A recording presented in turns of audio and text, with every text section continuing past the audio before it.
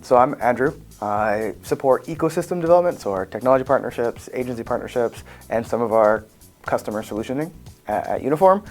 Uniform is a composable DXB. Some of our customers refer to us as their experience manager.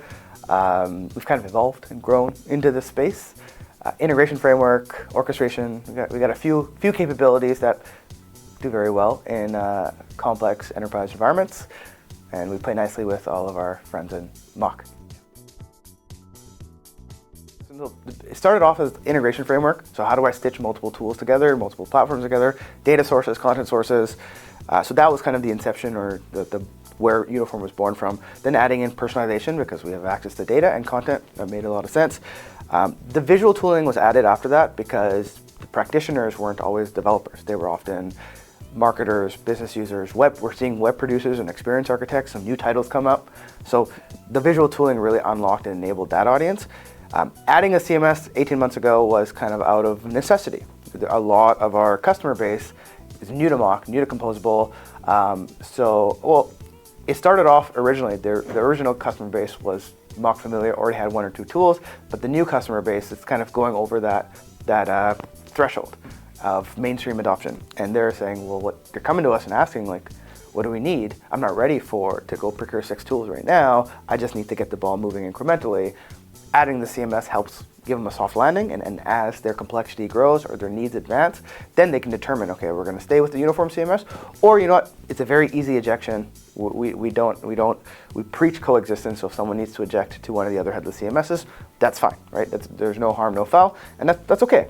And I think that aligns very well with the MACH Alliance. But you have a soft landing, then you can figure out where, and a lot of that is because they're coming from a legacy DXB, one procurement cycle. Going from that to many procurement cycles is very nerve-wracking. So we wanted to give a soft landing as they enter into a composable ecosystem. One is the warmth of the event. So this is like my fourth or fifth MACH event in 2 years. The reception at this event, customers, agencies, integration partners, the warmth of the reception is unbelievable, better than I've seen over the last 2 years. So I feel like the community and the community building is very friendly. And we've seen a lot of stuff on LinkedIn about how it's like exclusionary and maybe not so friendly, but I'm not feeling that in the event. Now, my first couple events, MACH, I did feel, like there's some animosity, we got to work through some relationships. But now I feel like, time heals those wounds, everything's in a good spot. So I got to kudos to whoever's working on community building at MACH. It's like, this was a very, very warm, fun event. That's one of it. I think open data model is interesting. I want to see more of it before I have an opinion.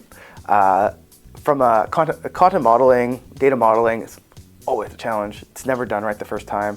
So at least having a framework of best practices might be a good way to improve or accelerate interoperability.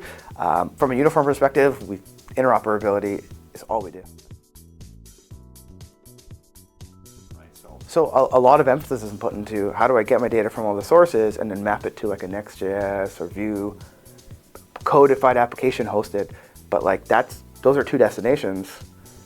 But now with agentic AI, the destination is another API endpoint. So we're aggregating, we're stitching, we're normalizing data, but the AI is then to inform the AI of how to operate, right? There's no screen, there's no rendering. The rendering is another destination. So this is a new thing. And I've had a lot of very interesting conversations where it's like, hey, if you're doing this, Uniform could kind of live as an MCP server in between those destinations, and then I can route it to multiple AIs. And I'm like, that's a fair point, right? Something we need to think about. We're going to wait till a customer demands it. There is still AI fatigue. And we talked about this briefly, like the most utilized AI feature I'm seeing is still analyze my page, wire up all my SEO metadata. Right? Very boring, very pragmatic, very beneficial. Right. I'm trying to wrap my head around 3 tracks of storytelling. There's the technical solutioning. Uniform perspective, we got that down pat. Which are all the architecture diagrams, how to do this in a clean, safe way. Over 100 customers with those lessons learned, right? So we have that part. But then the next part is there's a people. How do you staff these projects? What agencies are you working with? How do you have the right skill set? How do you upskill your previous skill set to use the latest and greatest technology in a fast and efficient way? So that's another, as a tale as old as time, still relevant today. And the third part is where, again, our customers really come in and say, okay, our operations are more efficient, our developers are more efficient, our web producers are more efficient. So there's I have to align my technology, I got to build something, I got to operate something, and then how does AI weave into each of the stories?